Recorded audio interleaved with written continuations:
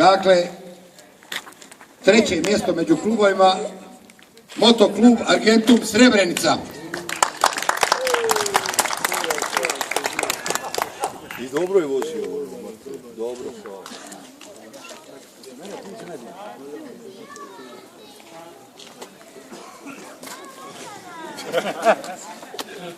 Hvala.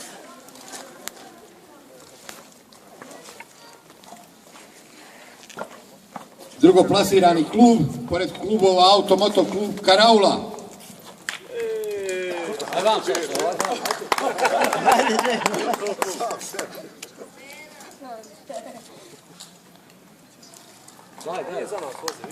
Sale, vrati se malo, pa znaš kako ide na protokol, nemoj tebe učim, to, Sarajevo. Bravo, pa ti Mihanka pa nijem. I najuspješniji danas klub domaćin, dakle, Motoklub Dragon, prvo mjesto. Ovdje ime! Joj, Ivko, sve gotovo.